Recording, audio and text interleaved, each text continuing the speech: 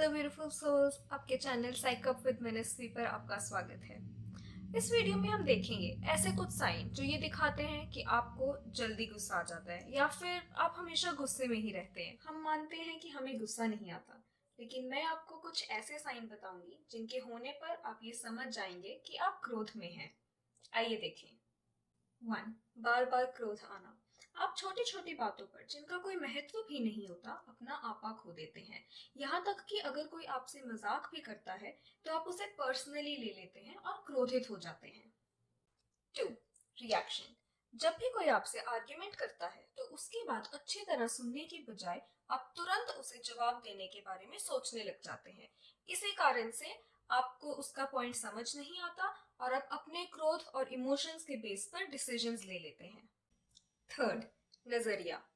जब भी कोई इंसान आपकी सोच के विपरीत आपसे कोई आर्ग्यूमेंट करता है तो आप उसकी बात खुले मन से सुनने की बजाय उसे इग्नोर करने की कोशिश करते हैं या फिर उसकी बात बीच में ही काट देते हैं। अगर ऐसा होता है तो समझ जाइए कि आप क्रोधित हो रहे हैं।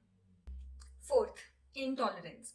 अगर किसी से कोई गलती हो जाए या कोई काम करने में देरी हो जाए तो आपका दिल अधीर होने लगता है।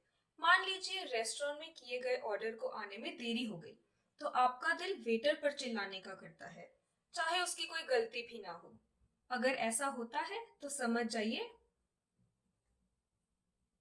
शारीरिक लक्षण।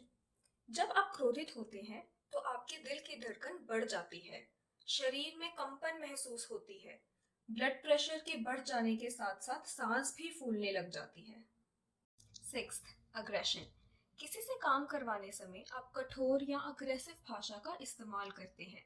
किसी को कुछ समझाने के टाइम आप चिल्लाने लग जाते हैं और ना चाहते हुए भी अपने शब्दों पर कंट्रोल नहीं कर पाते। ये भी क्रोध का एक लक्षण है। 7. फ्रस्ट्रेशन। कोई छोटी सी मुश्किल या बाधा भी आपको बहुत परेशान कर देती है।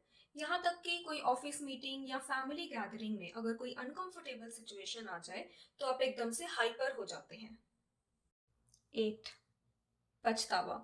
सिचुएशन के निकल जाने के बाद जब आपका गुस्सा ठंडा हो जाता है या शांत हो जाता है तो आपको पछतावा होने लगता है। आप सोचने लगते हैं कि काश मैंने ऐसा ना कहा होता या काश मैंने ऐसा रिएक्ट ना किया होता।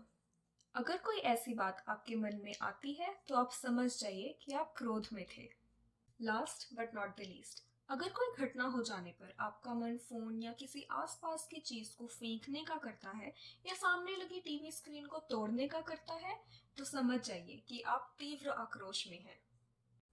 ये याद रखना बहुत जरूरी है कि क्रोध हमारा विवेक हर लेता है, वो हमारे आपसी रिश्तों को प्रभावित भी करता है।